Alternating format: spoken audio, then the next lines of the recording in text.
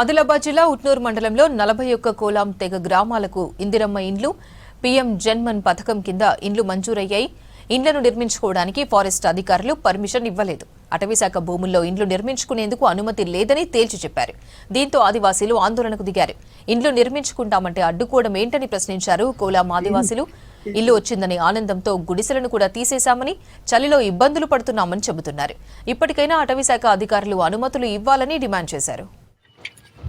కొన్ని రోజుల నుంచి ఏదైతే ఫారెస్ట్ శాఖ అధికారులు పిఎం జన్మని కావచ్చు, ఇందిరమ్మ ఇండ్ల విషయాల్లో కావచ్చు, మీకు ఈ కోర్ ఏరియా బంపర్ ఏరియాలో మా ఇల్లు కట్టడానికి ఎలాంటి పర్మిషన్ లేదని చెప్పేస్తే మేము స్థానిక కలెక్టర్ గారికి, అలాగే ప్రాజెక్ట్ ఆఫీసర్ గారికి, అలాగే డిస్ట్రిక్ట్ ఫారెస్ట్ ఆఫీసర్ గారికి కూడా మా యొక్క ఈ ఇండ్ల నిర్మాణాలను అడ్డుకోవడాన్ని తెలియపరచడం కూడా జరిగింది. అయినప్పటికీ డిస్ట్రిక్ట్ కలెక్టర్ గారు కావచ్చు, ఏదేని ఎమ్మెల్యే ఎంపీలు కూడా మేము తెలియపరచడం జరిగింది. అయినప్పటికీ కూడా ఎలాంటి స్పందన రావడం లేదు.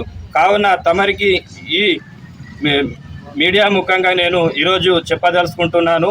ఈరోజు అన్ని రోజుల నుంచి ఈ రోజు దాకా కూడా మేము ప్రత్యేకంగా తమరి యొక్క ఆఫీసుల దగ్గర వచ్చి మేము చెప్పడం అనేది జరిగింది.